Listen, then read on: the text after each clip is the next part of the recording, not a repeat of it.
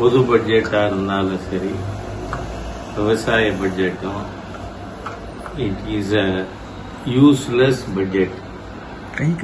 காரணம், எந்த விதமான புதிய திட்டங்களும் இல்லை.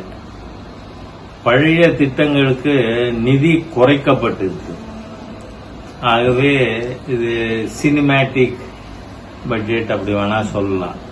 சினிமா மாதிரியா விஜய் எந்த அளவுக்குன்னு சொன்னா, நீங்க விஜயோட ஃபாலோயர்ஸ், நான் விஜயோட உண்மையான பேரு அவரோட லெட்டர் ஹெட்ல இருக்கிறதையே எடுத்து போட்டிருந்தேன். ஜோசப் விஜய் அப்படிங்கிறது தான் அவர் விஜயோட பேரு. ஆனா அந்த உண்மையான பேரை நான் சொன்னதுக்கு என்னை வசைபாடிய கும்பல் தான் இந்த விஜயோட ஃபாலோவர்ஸ். ஆகவே தமிழகத்தில் ஒரு அறிவற்ற பட்ஜெட் ஆனது கொடுக்கப்பட்டிருக்கு. இத தமிழகம் அனுபவிக்கும். எம்பிக்கள் கூட்டுறார்கள், அனைத்து கட்சி எம்பிக்கள். சரி, இது வரைக்கும் நீங்க இந்த 60 நாளுக்கு மேல விஜயோட அரசாங்கத்துல யாராவது ஒரு புது முகத்தை பார்த்துருக்கமா? அதனால விஜய் பேச போறார், கை தட்ட போறாங்க. அதுக்கு மேல விவாதிக்கிறதுக்கு அந்த எம்பிக்களுக்கு எம்எல்ஏக்களுக்கு விஷயம் தெரிந்தவர்கள் இருக்காங்களான்னா கிடையாது. அதனால அதை போய் நாம பெருசா எடுத்துக்க தேவையில்லை. பழனியில 100 கோடி சொத்து மதிப்பு 100 கோடி மட்டுங்கிறது இது கண்துடைப்பு வேலை.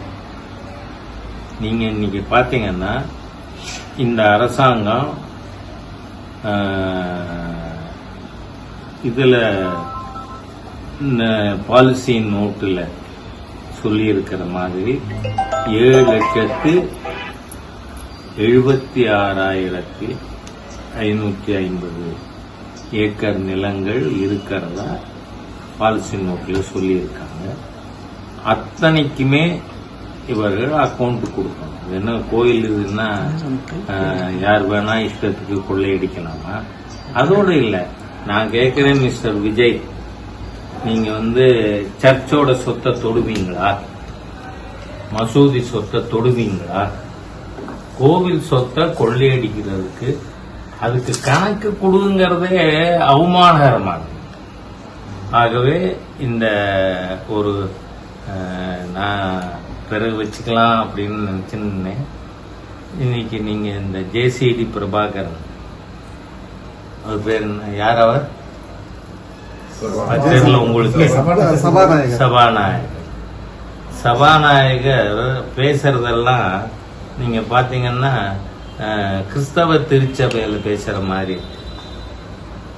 சரி, இது செக்குலர் கவர்மெண்ட்னு சொல்றீங்கல்ல. செக்குலர் கவர்மெண்ட்னா ஒரு தேவாரம், திருவாசகம், 4000 திவ்ய பிரபந்தம், அதெல்லாம் ஏன் சொல்றது இல்ல?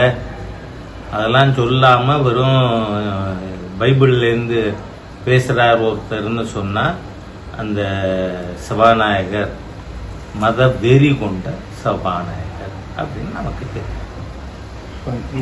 கொண்டு வரும்போது கூட ஜபமாலையோட வந்ததான் சொல்றாங்க அமைச்சர். அதாங்க, இந்த அரசாங்கமே it is controlled and run by church and priest. இதுல செக்குலர் சத்துக்கெல்லாம் ஒன்றும் வேலை இல்லை. தேங்க்யூ. மேகதாது திராவிட கட்சிகள் தான் அரசியல் பண்ணிட்டு இருக்கின்ற மாதிரி சொல்லியிருக்காங்க சார். இங்க பாருங்க, எனக்கு நல்ல ஞாபகம் இருக்கு. தஞ்சாவூர்ல ஒரு உண்ணாவிரதம் விவசாயிகள் அணி சார்பா நடந்தது, பிஜேபி. அப்போ அந்த உண்ணாவிரதத்தின் பொழுது பார்லிமெண்ட்ல அன்னைக்கு ஜல்சக்தி மினிஸ்டர் இருந்த ஷெகாவத் அவர்கள் மத்திய அரசாங்கம் அனுமதி கொடுக்காமல் இந்த மேகதாது அணையை கர்நாடகாவால் கட்ட முடியாது, நாங்கள் அனுமதிக்க மாட்டோம் அப்படின்னு சொல்லிட்டாங்க. திருப்பி அதை பத்தி இவங்க பேசிட்டு இருக்கிறது எதுக்கு? என்ன அரசியல் பண்றதுக்கு? பண்றதுக்கு ஒண்ணும் இல்லை. பரந்தூர் பத்தி பேசுங்க சார். பரந்தூருக்கு பறந்து ஓடி போய் இந்த இது அங்க வராது அப்படின்றாங்க. நேற்றுக்கு சென்ட்ரல் மினிஸ்டர் என்ன சொல்லியிருக்கார்? இது பத்தி எந்த அறிக்கையும் எங்களுக்கு கொடுக்கல. எஸ் ஆர் நோ மாநில அரசு சொல்லல அப்படின்னு சொல்லியிருக்காரு.